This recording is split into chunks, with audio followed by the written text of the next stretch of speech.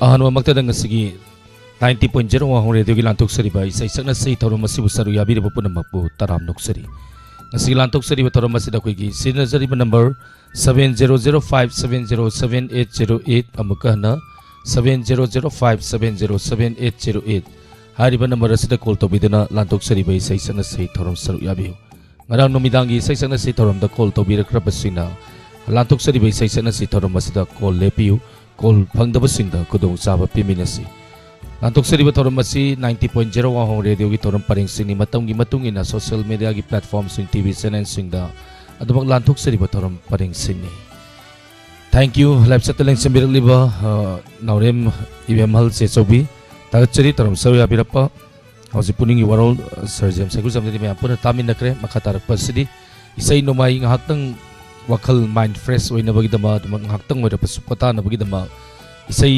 saktana mayam ngaktang pothaminasi thorom masida sidina jariba number hangdunu thamjare call tobiu saru yabiu isai saknasi thorom facebook live ta lebi dibusinga live share tobidana lantok sariba thorom masi saru yabiu ahamba kola lokatsage kanano yeminasi hello hello taram nok sari waza minglai phone takpiu Tetpur makhale kaidagi yelangmang ngobuni sa yam nongai je pamung lantok sariba thorom masida saru yabirappa among kayo na birige ojiksibo adi yumda sum leina tum asabri khangboina cm thadu tum urumda tum bon le jerami tar yam nongai je pabung asigi lantok sari ba thorom asida saru yabirapa pabung se mamang su isai yam phaja phaja badum sakraba pabung amakakni ngasi su dum pakhang oringagi punsi ningsing na salakadabu isai man kreta ko pabung thagate hobirasi pani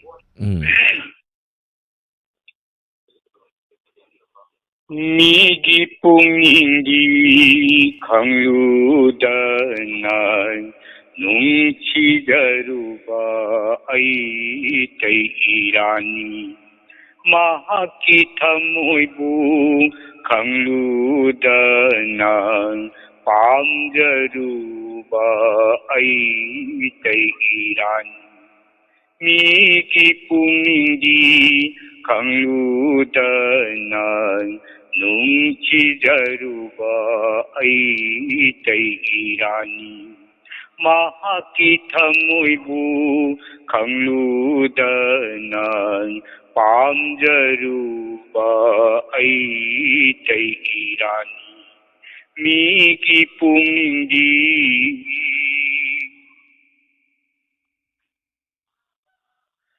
Noma haiti mahana kunci thadu pigan awa ipag lalaga kunci pantum pang yauminashi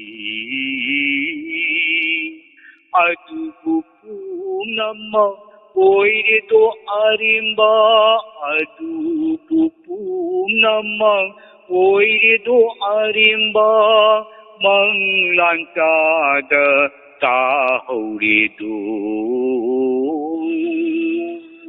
Miki pungingi khangludanan nungchi jaruba ai tai irani Mahaki thamoibu khangludanan pamjaruba ai tai irani Miki pungingi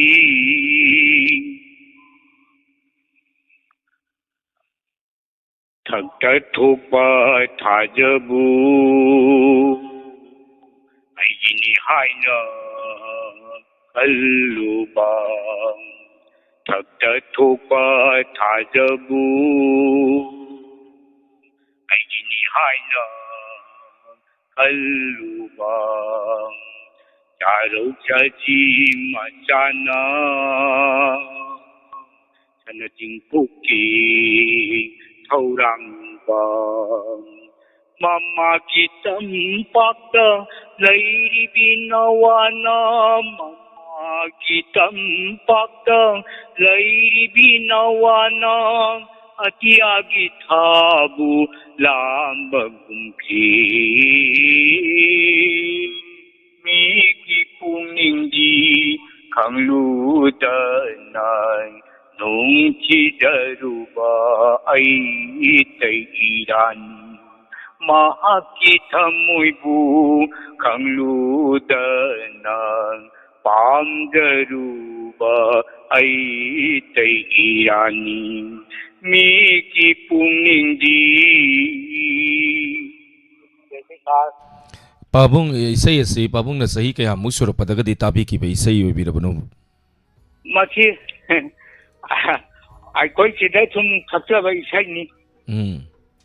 O sum isana sum ibizaba isai oibidoira pabung.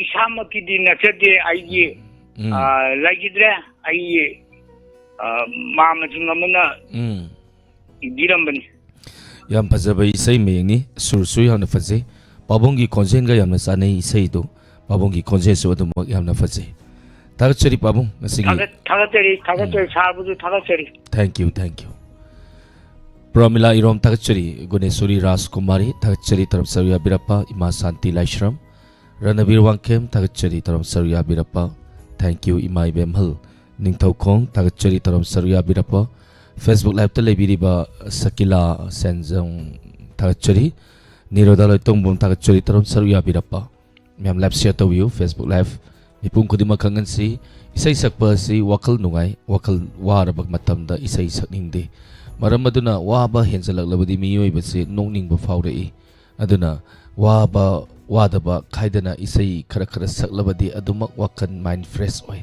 duna isai sakpiu mayam su call tawidana ani suba call lo kucharake kanano yeminasi hello taram noksari ming lefon takpiu kaya lera so badegi thoi singa kham yam nungai jai imagi matam khara haibatai numidangi program khara lalubada imagi konjen tarudre dunga si mutaba yam nungai jai makari mathen sabi ki ging asi ayuk sibo ima se wakal nungai ba malida nokphet tawdana si yang do phui role welcome ni ne koi ma du de adudi wakal so dum welcome man leira mani ne koi ma woi leire noi wakal nungai tabado sangning changoi nawalo de ai nungai ba khangani na leigadawni ma ko okay akari sai kudol tambi gani kudol tambiu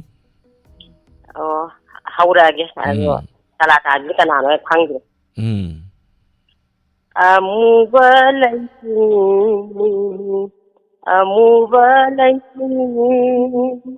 mam hallo atiya Purnima thajate anjilaga pukharo tiroina banikina lanjadradi thajate hello ai Purnima dona amubalai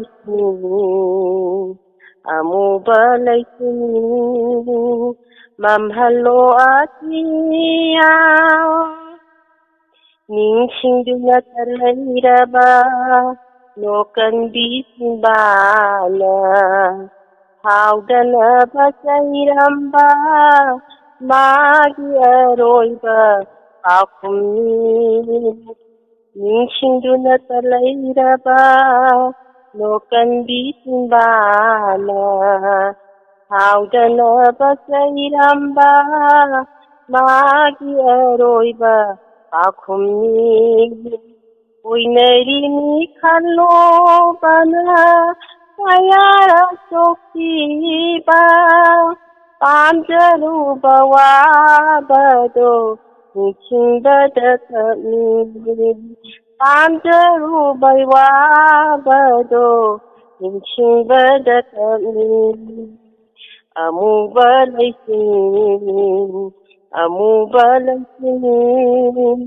mam hello atiya thore khil satana punima khajadi thore khil satana punima khajadi mururaga koi chhangai Ningmana di punima 우르르가 군상네 닝마나 지니마 닝시바 낭따나니 날한니 바이 시부 웅기와 끝에 따비ገ니 가나마 웅기와 끝에 따비ገ니 가나마 amubalantini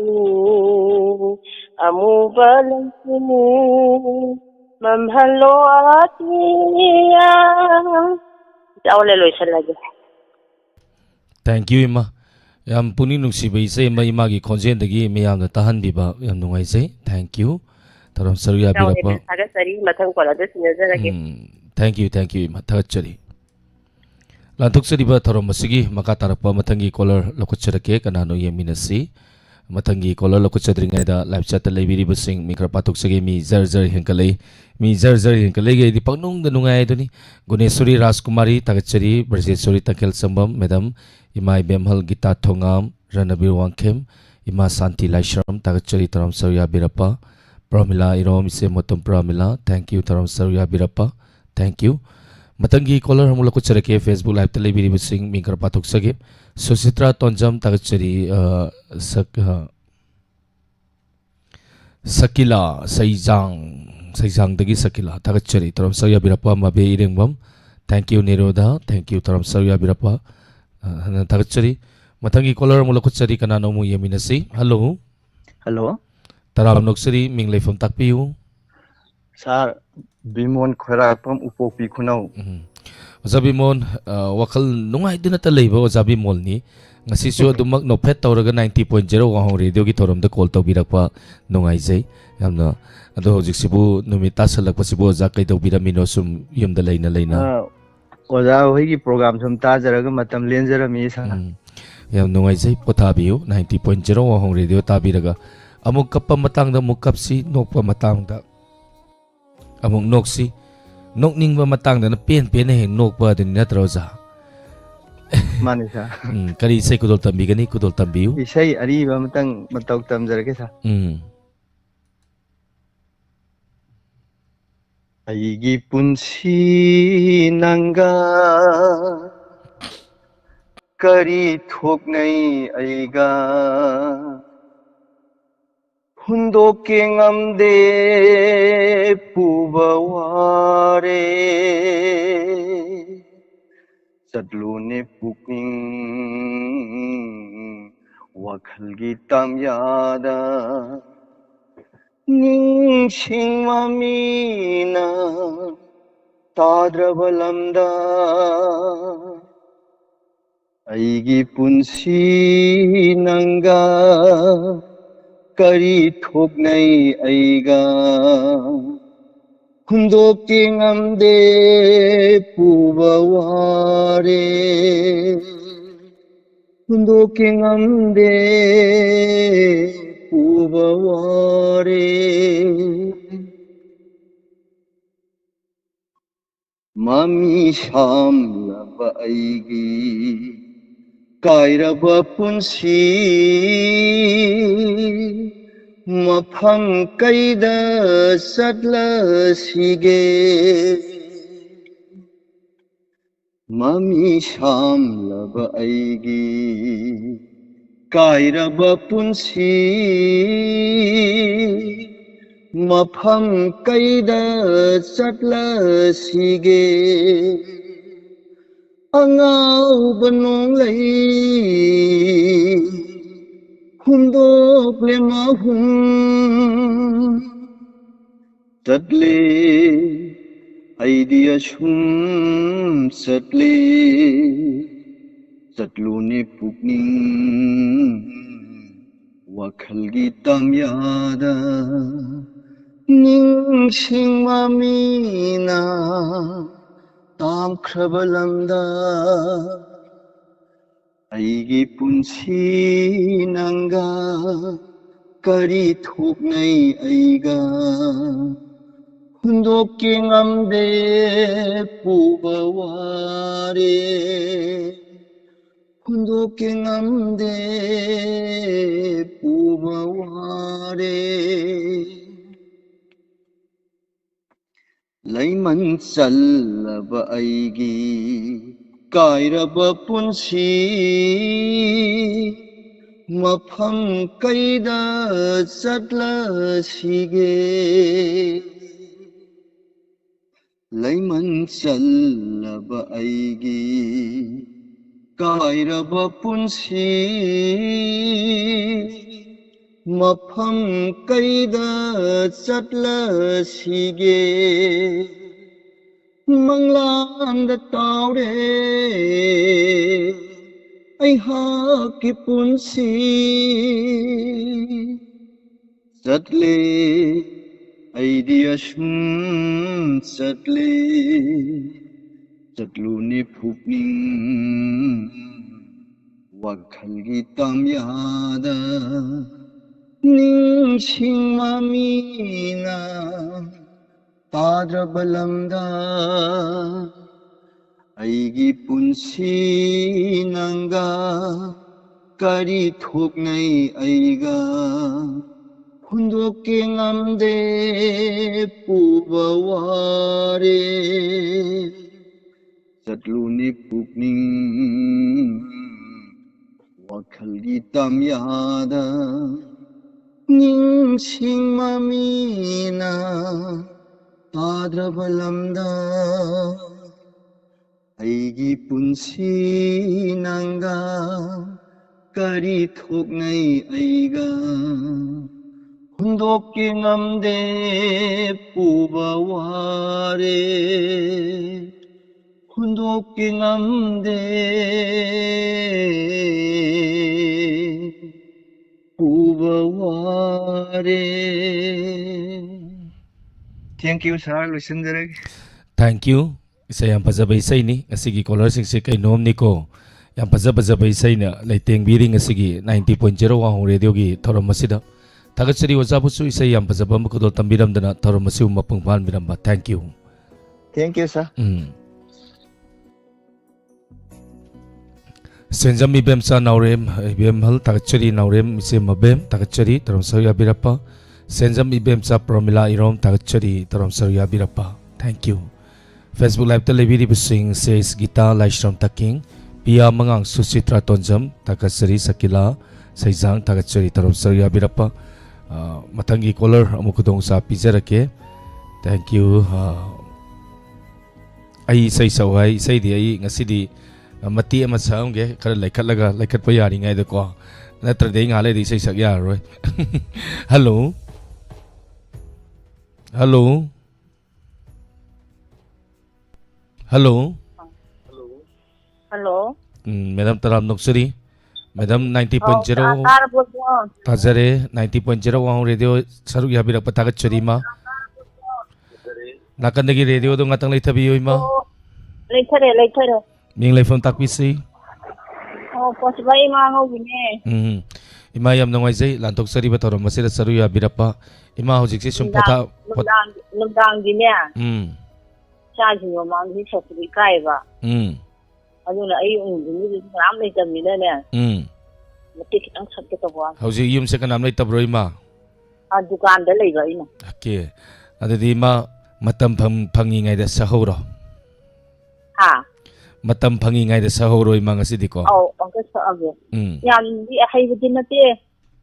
But take it out of the course. Yam sang the vida. Hobiroima. Ngài đồng đê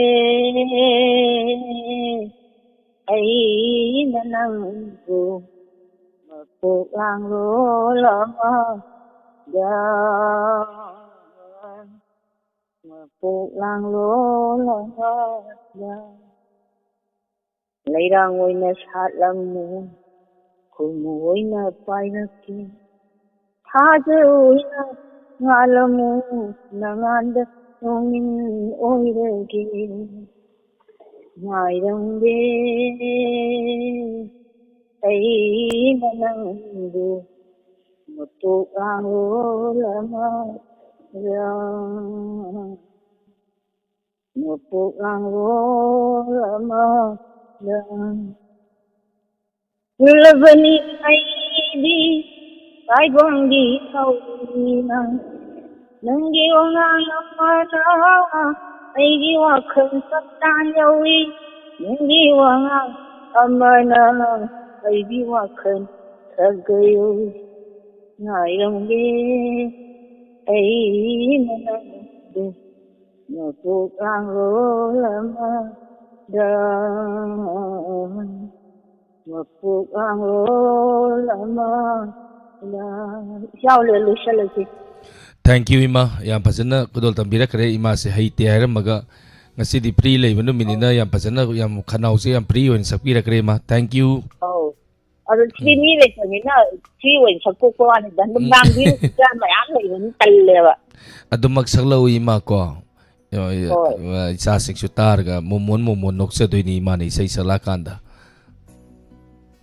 nagan ko narigi ko sandoro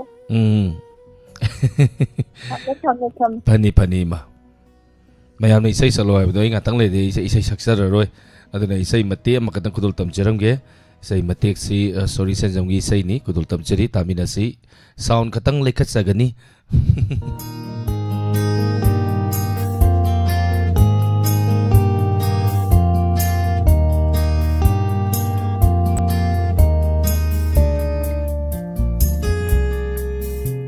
Ikaibana aigi itauni wangandabana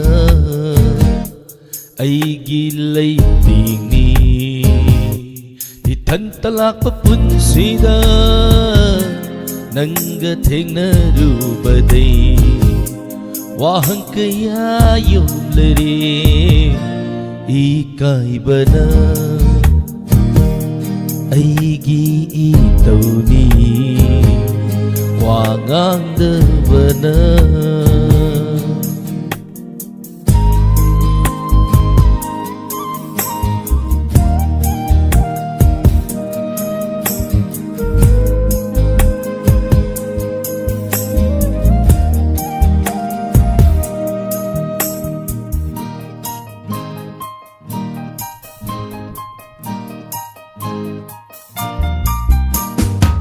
Lantung phong khangdriba taibang sida tusiba nang bungai jaringai pirana iho handino ai kita moya se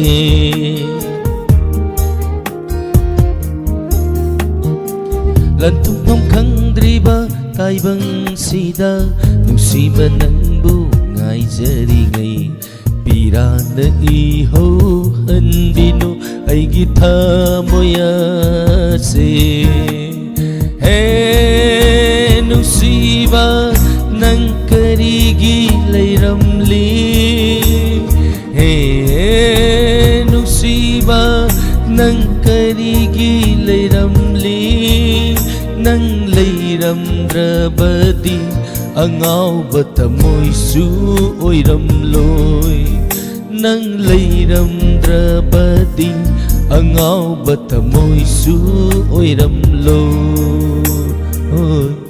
ikaibana aigi itauni wangandabana aigi leitingni aha ha ha ha aha ha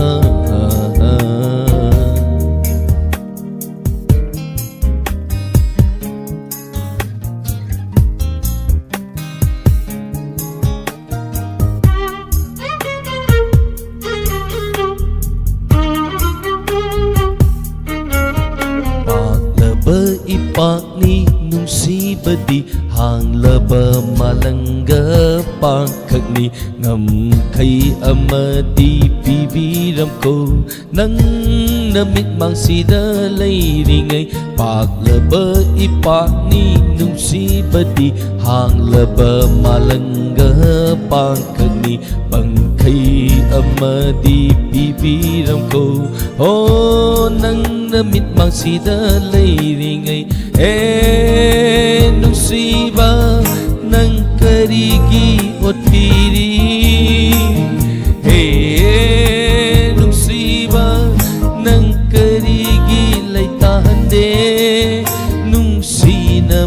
kayasu mai kay khangda kangauna hanbire nungsinaba kayasu mai kay khangda kangauna hanbire ikaibana aigi itauni wangangdabana aigi leitingni ithantalakpa punsida nanga thengnarubadai wahang kaya yomlare ikaibana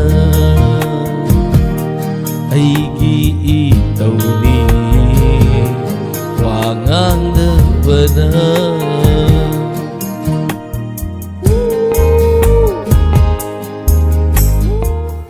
Thank you. Taram sarya birapa puna mapuai dengan itu nanti keceri. Maya puna mana kuwa ahun ko birapa pun itu birapa.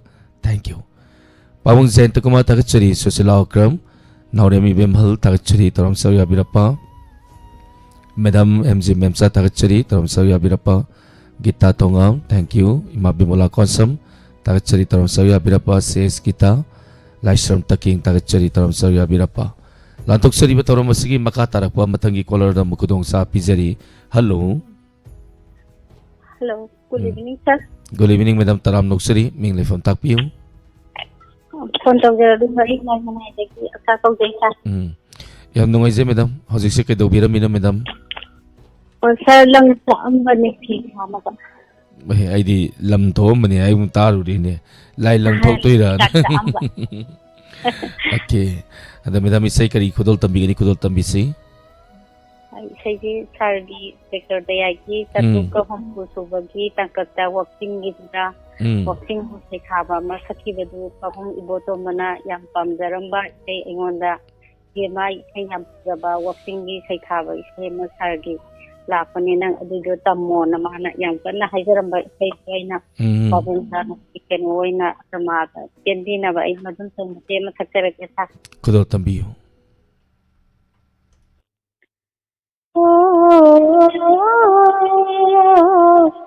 la la la la. Oh, la la la la. Waktingi ule hangibi aigi hungamgi leira muthi thoi rabi.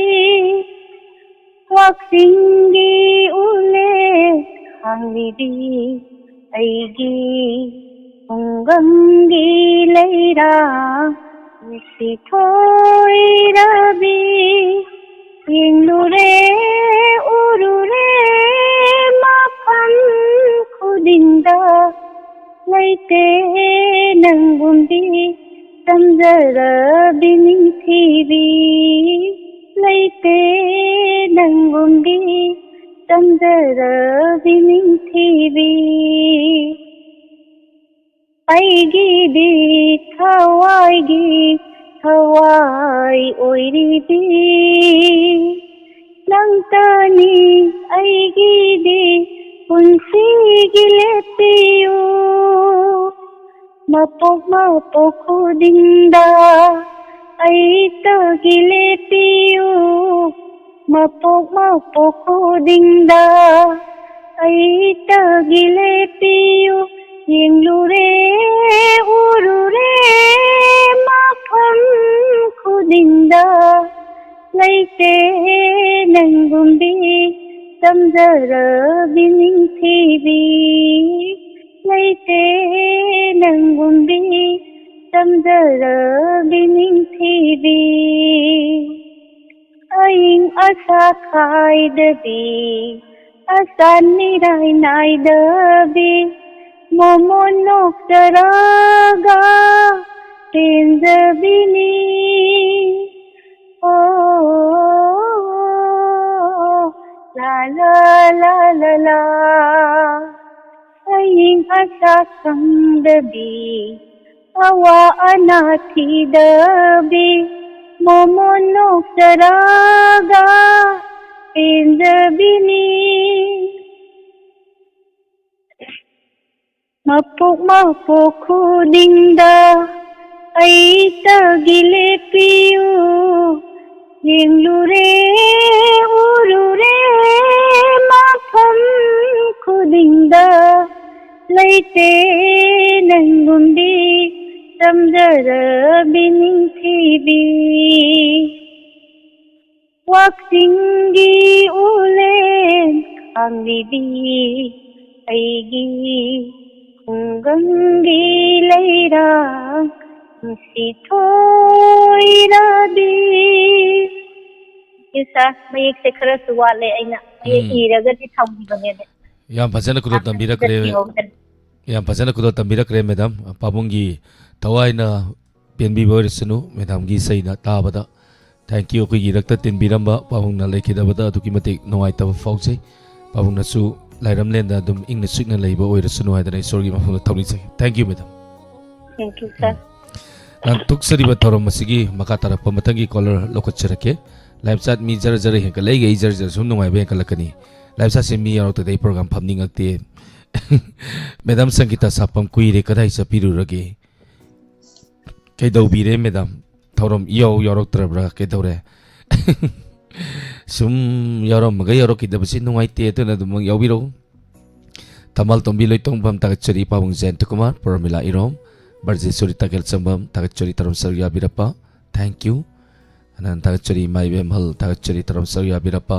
Sushila ꯑꯣꯀ꯭ꯔꯝ ꯊꯥꯒꯠꯆꯔꯤ इंदुबला देवी थागतचरी लाइसम तकिंग once again थागतचरी तरम sir याबिरप्पा thank you Suchitra once again थागतचरी तरम sir याबिरप्पा मतंगी कॉलर मुला कुचरके कनानो मु यमिनसी हेलो हेलो सारे खोजिमानदगी ब्रजमोहन कौजई याम नुंगाइसे ओजा जॉय कुमार गी आई इशै अमते मतौ तमजगे हौबिरसी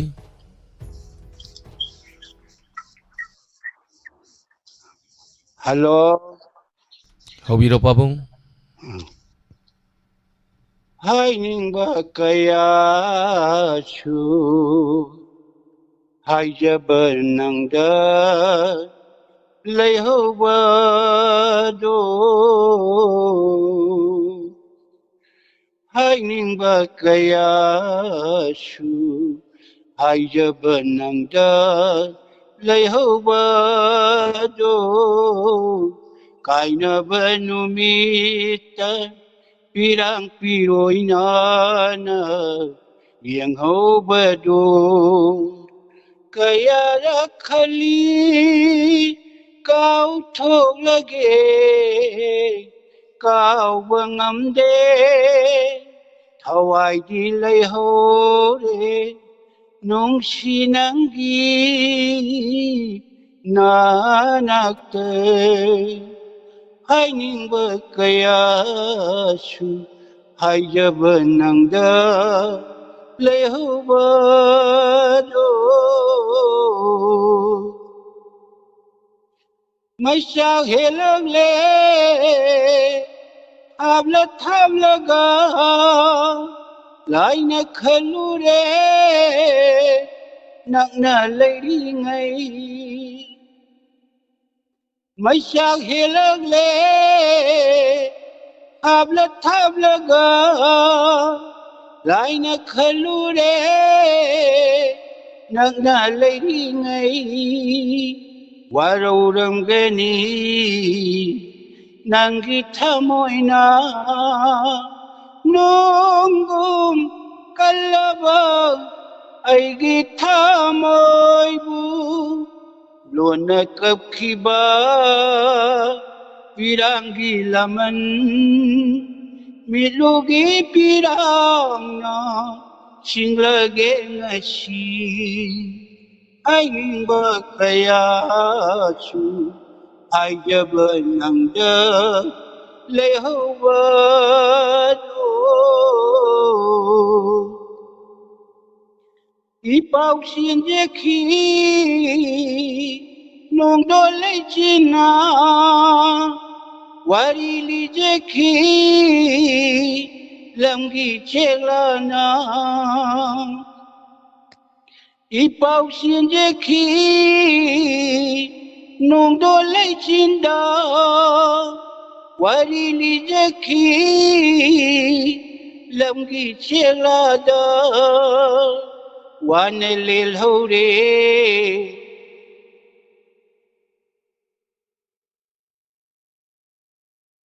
nang di ang liroy ay giwaba che hingalamdraba unsigi khongchatna ashuaba maichak hanglam loi ngachi hainingba kaya su haijaba nangda layhoba do kaina benumita pirang piroy nana yengoba do kaya lakhali kau thong lage kau bangamde thawai di lay hore nung sinanggi nanakte hai ning ba kaya chu hai jaban nang da lay hau ba do lay hau ba do lay hau ba do chalo jere. Thank you. Pabung nau ji sei sakpi dei si ma phom kadai wai de lai ra sakpi dei noi sei sibo. Charai mangon da lai jere. Sei am phajaba nungsiba isei ma pabung gi phajaba nungsiba khonjel na ngasigi 90.0 WAHONG radio tabiri bu singi thamoi pothan biramba ngahak tawroi basu thagachari pabung bu anana thagachari lantok sariba tharomasigi makha tarapa matangi kolala kutsage kamala moirang them thagachari madam taram noksari ma lantok sariba tharomasida saruya birapa NC memsa idamsa Bilasini yum nam thagachari naurem sana tombi thagachari mangal gurumayum. Thank you ninero niekoizam. Thank you Larita Yankong thagachari taram saruya birapa. Bilasini yum nam thagachari taram saruya birapa. Laisram taking Anita Raskumari taima thagachari taram saruya birapa. Ise makoi tay makoi. Aise dumak bigling ay digi isi mingo se ay digyan hekta tagandi. Ay hoy gyan tawdi tagandi hay badi. Ay kau ni kau kang ni pangau tu kau ay tadi ada mayam supang kum da kum biyo dum ko sabi tru hikap tagat cari taram saruya birapa matangi color mula ko charake kana no mu yemina se hello hello hello taram noksari ming lai fam tak piu kwa ke thende di mama men chane yam no ngai jai ma lan toksari bataro masida saruya birapa ima se sai sai saktoi ro ima isay yung katang chacharake ama den sakpe ya di ma ado ima hojik se yum da leibiri ra natragana walking ga sum tokpi reiro ay yum da lay jaye okay ima yum da leina isai sakpa sibu kari phaubi ge yum gi leiri ba sing tabi taram gadra kan bada isai du mayai de ga kautok pa yorok pro ima khang de ngo ang tat yung diyo hauserage haubira sima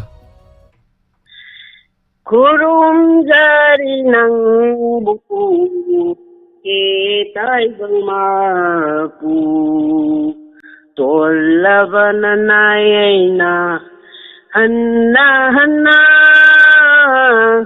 kurum jari nang buku itai bangmaku lai kang labat pukri nunggi lem leingana leingam dabagum nanggi thau janatana hingbangam de nanggi thau janatana di hingbangam de kurum jari nang bu he tai bang ma pu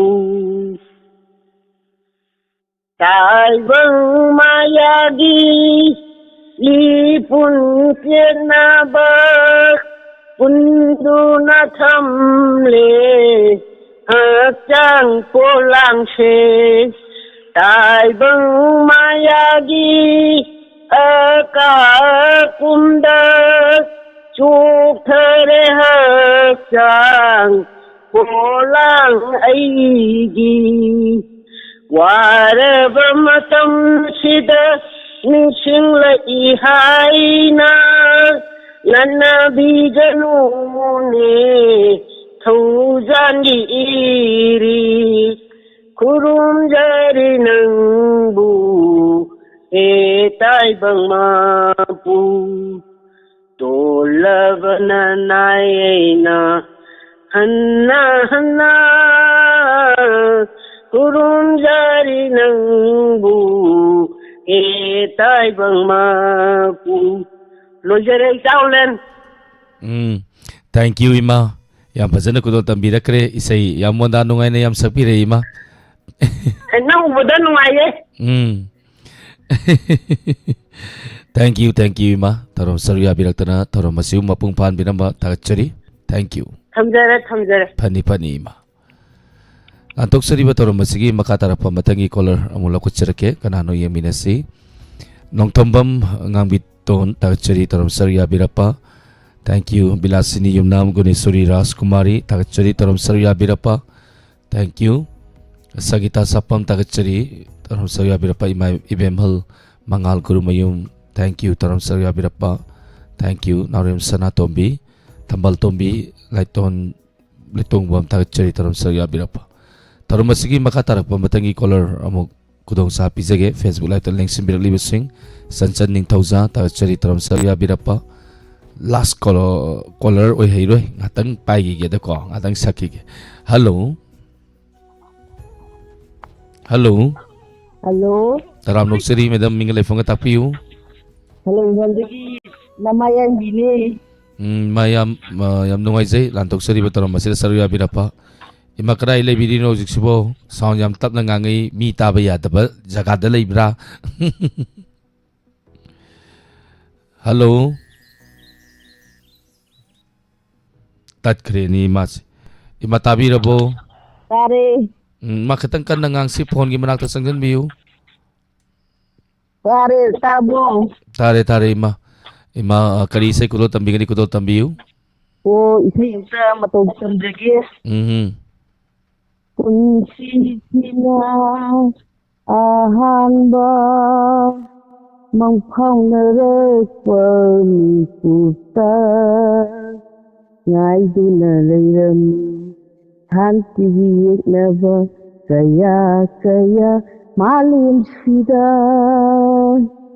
tijaru ai haksu hanti kaya adubu mangke adumak amamba maikhurete ngahati kunci sina ahanba mangphang nare pamikuta ngai duna leiram hanti neva kaya malim sida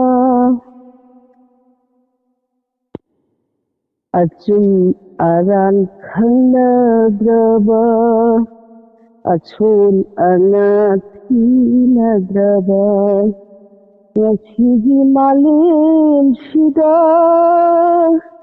kiri bapun sisi kerida matanu lakhi daranga jabang awaba kaya kathukuna Kalau selagi isai bhadre. Yam thamoi seng na bi rakre. Isai bhadre lo selagi ai sini ko. Thank you ma tagachari tarom saruya biraktana tarom masiu mapung ban biramba tagachari tarom masigi makatara po matangi caller lokocherake sorokaibam ibem sa tagachari tarom saruya birapa Sagita Sapam madam tagachari. Hello, good evening sir. Good evening oza taram noksari mingle phone takpiu. Joy Moirangkem, Yaripok Lemonade. Thank you. Yamba Lantok Seri Batoram Masira Saruya Birapa. Yamanga City say Yam Pesabam Salato Mali Haksang Jam King Mali. Say over, say how we say him, that's exactly. Okay. How we the sea Yamba say? Lamin the sea. Loibi sing the sayon be Loklai pulai ay palna Sajibu kaithil karakpa Poirai tampak talangon bi Kombirai kusum lay rangna Kumon pau selasi ngai zari Loibi sing the sayon bi Loklai pulai ay palna Sajibu kaithil karakpa Poirai tampak talangon bi Kombirai kusum lay rangna Kumon pau selasi ngai zari Kumon pau selasi ngai zari Kuri kaithe luk mai thak Hairi hayai na makapan Uyen pareng na momono Anauba kumsa yaurakpagi Yai papau sen puraduna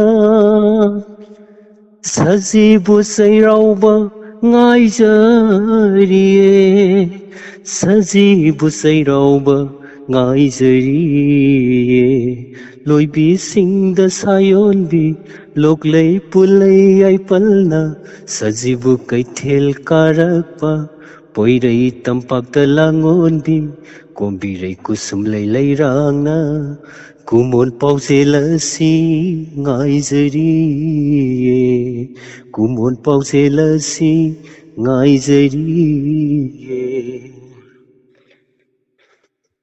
Taibang liklam kaida naba Kong balay thong phat Sajibu lay khun phun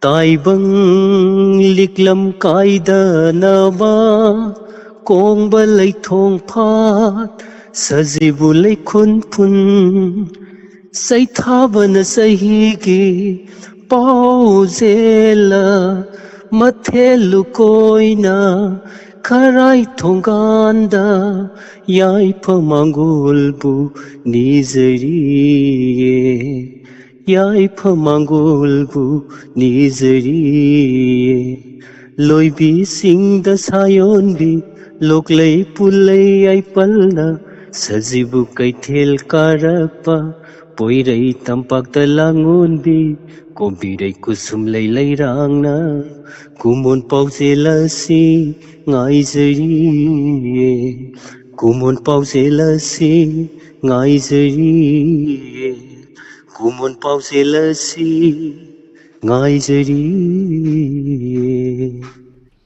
Sir, sir. Thank you. Mayam nasu konjen yam na fazei yamagi konjen se yam na fazei na live chat su mayam podo mana thagapirei. Thank you yam. Thank you. Taram sarya birapa. Sing ning thozam thoiba tagachari nimai maitei nongsa tagachari taram sarya birapa zamit tagachari zanimai tagachari gunesuri raskumari gita thongam Tagachari Lalita Yangkom Naurem Sanatomi Masanti Laishram Mangal Guru Mayum. Thank you Yunam Danesuri Tagachari Taram Sarya Birapa. Hai Nungai kalay program se du matam na kanabu sungay di Loisila po matam di dumak yoksilay Sansan ning tauza Anita Ras Kumari Tagachari Taram Sarya Birapa Indor Bala Devi Tagachari. Hello. Hello, good evening, sir. Good evening. Isal Taram Noksari. Isal mingalay fong atakpiyo. Sare primit away kom sabal tong lagi. Isal si awana taba da sudo magsaruya ba isal makak ni yam aduna isal gi konjensu tongan ba isay sing da Sophia man ba duga tongan ba isay sing mayam na tahan jakre ngasi na mo kari isay tahan doy no isal hobby na si. Hoy sabi sir. Sibira gi same saksara.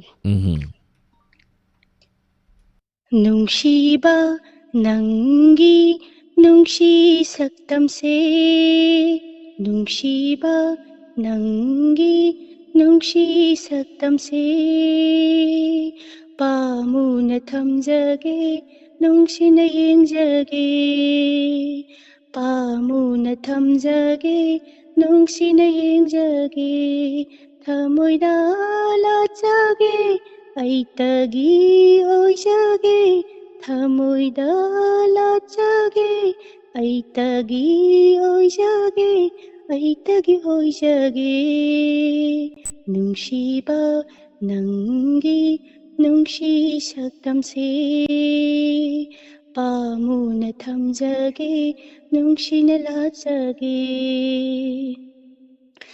ꯅꯪꯗꯤ ꯑꯩꯒꯤ ꯊꯋꯥꯏꯒꯤ ꯊꯋꯥꯏꯅꯤ ꯄꯨꯟꯁꯤꯗꯤ ꯄꯨꯟꯁꯤꯅꯤ ꯅꯪꯗꯤ ꯑꯩꯒꯤꯅꯤ ꯅꯪꯗꯤ ꯑꯩꯒꯤꯊꯋꯥꯏꯒꯤ ꯊꯋꯥꯏꯅꯤ ꯄꯨꯟꯁꯤꯗꯤ ꯄꯨꯟꯁꯤꯅꯤ ꯅꯪꯗꯤ ꯑꯩꯒꯤ니 ꯑꯩꯇꯒꯤ ꯑꯣꯏꯅ ꯂꯩꯖꯒꯦ ꯅꯪꯁꯦ ꯆꯠꯈꯤꯅꯨ ꯂꯥꯞꯅ 이밤닭이 ꯊꯃꯣꯏꯕꯨ ꯃꯆꯦ ꯇꯥꯍꯜꯂꯝꯂꯒ ꯅꯨꯡꯁꯤꯕ ꯅꯪꯒꯤ ꯅꯨꯡꯁꯤ ꯁꯛꯇꯝꯁꯦ ꯄꯥꯃꯨꯅ ꯊꯝꯖꯒꯦ ꯅꯨꯡꯁꯤꯅ ꯂꯥꯠꯆꯒꯦ ꯂꯝꯂꯥꯟꯕ ꯀꯅꯥꯕꯨ ꯌꯦꯡꯖꯔꯣꯏ ꯃꯤꯁꯤꯅ ꯅꯪꯉꯣꯟꯗ ꯉꯥꯎꯖꯒꯦ ꯅꯪꯉꯣꯟꯗ ꯆꯥꯛꯆꯒꯦ ꯂꯝꯂꯥꯟꯕ ꯀꯅꯥꯗꯁꯨ ꯌꯦꯡꯖꯔꯣꯏ ꯃꯤꯁꯤꯅ ꯅꯪꯉꯣꯟꯗ ꯉꯥꯎꯖꯒꯦ ꯅꯪꯉꯣꯟꯗ ꯆꯥꯛꯆꯒꯦ ꯅꯪꯇꯒꯤ ꯋꯥꯈꯜꯗ ꯅꯣꯛꯆꯒꯦ ꯊꯃꯣꯏ ꯅꯪꯇꯒꯤ ꯋꯥꯈꯜꯗ ꯅꯣꯛꯆꯒꯦ ꯊꯃꯣꯏ ꯅꯪꯇꯒꯤ ꯃꯩꯔꯤꯗ ꯀꯦꯝꯖꯒꯦ ꯄꯨꯟꯁꯤꯁꯦ ꯅꯨꯡꯁꯤꯕ ꯅꯪꯒꯤ ꯅꯨꯡꯁꯤ ꯁꯛꯇꯝꯁꯦ ꯄꯥꯃꯨꯅ ꯊꯝꯖꯒꯦ ꯅꯨꯡꯁꯤꯅ ꯂꯥꯠꯆꯒꯦ ꯄꯥꯃꯨꯅ ꯊꯝꯖꯒꯦ ꯅꯨꯡꯁꯤꯅ ꯂꯥꯠꯆꯒꯦ ꯆꯥꯔꯣꯏꯖ Thank you Isal. Isal ngasidi Rosibina mo manthokre isai sau ba isai dugi sai sakwa sai sakbi sum male ai tare Isal se. Thank you Isal yam na improve oire dum isai khojen hen fajakale ai tare. Thank you linga ha makai di losala thamura male Isal se ko. Thank you. Thank you. Tagachari Isal torom sa yabirapa. Tagachari. Asalata sarungbam tagachari torom sa yabirapa. Nasugi lantuk sariba isai sana say torom masigi aroiba color lokotsage kanano yamina say aroiba isai si taraga haktang potha boy na sumang kumay sumang nila tabiyo. Ngasigi entertainment program si nupi sarawra sarakanura live chat taung tang haibiro radio tabi di basingso live chat taung tang sang haibiro di nupi sabat se sum atopa program tau buda dum nupi malai kidra haidna aina matam kara saba lepsa bani haibatai adna mayam so dum nuksi bidena mingse olini nan kogre ai jo dum khomme kauning kaurusan imai bensin ko na tarne mi jo sa tola na maming sa dito ni ko jo olini na sat pakari kay geba last caller lokot sage sige lantok sariba toram mi say sana si toram sige dinero ni ko jam tagat sari pawang Zain Kumar mangal guru mayum thank you ay sara kanu ado tahibiro isa wala na pamba to biyo ay sindi ni pawang Zain Kumar hi tawra ka doy ni pawang pamba tawra daw ni karim kaluno Larita yang kaum tak ceri dalam nepi sabi yu asalata sarumbam nepi sabi yu na hari kere Facebook tadi kana hari jano sar osar sasaning thauza na hari jam sultan sa phazakri sai duko Anita Raskumari manaugi sai yang phazakri na tapiri sasaning thauza tak ceri dalam sarya birapa Sajan karam sarau ge nepi da makhan mayam malay nupi sabiu ngata ga hegre nupi saro hai mana yam tar ga dum sarakani sadoke ngasi di khangani dana ngasi di kok sak pa mi yaubra adi kok laying da wusing kok laying da wading sem sadun lebiu ai matang call la khot seroi matam ya salaktre maram adana ai soidana saragi ngasi saro na haigre saro adi sadoini okay thank you taram sarya birapa punama pana tagchari sasan saragi ko hai anita aribam radha pyari tagchari taram sarya birapa thank you sir yamna paksai nupi sabiro saragi se ai sarage apawi saro sadoke doctor nupi apawi masage ngasidi ko ado mi layeng ngasidi mi layeng to kuire mi khara layeng toke aduna ngasigi doctor sabiu na pabung zen te kumana so hai birakre doctor apawi psychiatrist doctor mo oituna laksage aduga yamna tungan bi thabak suning da bi khodi leidana nupa da nupi da hojikti yamna adugumo do layeng ngasi ko pung tara mapan makai ta matamda thank you ngasigi tonga ba platform nipanda khojelo tabi riba madi mi tabi riba puna maputa chari ngasigi 90.0 wahong radio gi lemori ba thonam pareng sing samlapna niksing jage aten babre amagi matung da sumang ko mai sumang lila lamjing ba artist association gi sairak taminasi amadi pung taruk kami ni pumanga sapata nuk midang wairang gi pause sing dagi lokot saba maruway ba pausing taminasi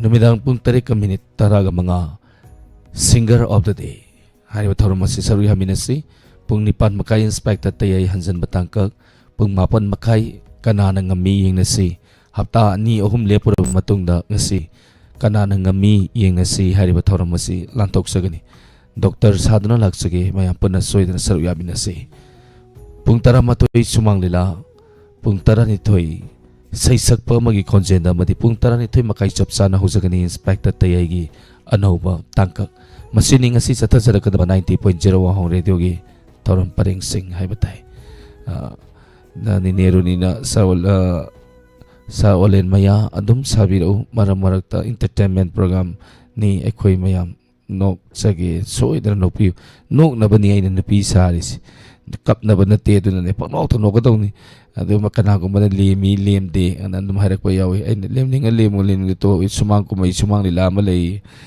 yung mali hagayu hui man gi hagayu ay sabam to pam sani ado gi dialog to dum ningsang ay tare ne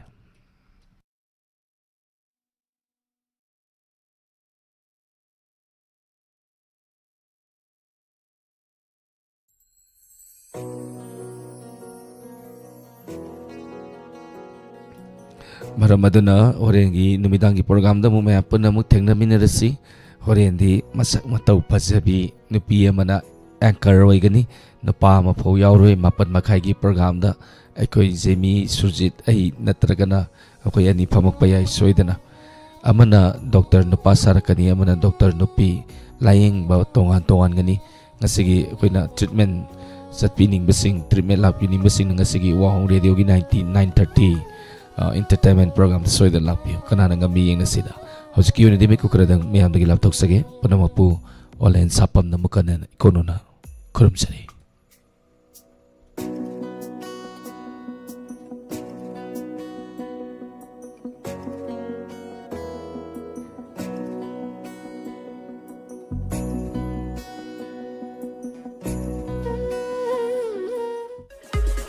Class 10 amasung Class 10 loiraba mahiroi singi nungairaba pauje tagelda leriba Central Institute of Petrochemicals Engineering and Technology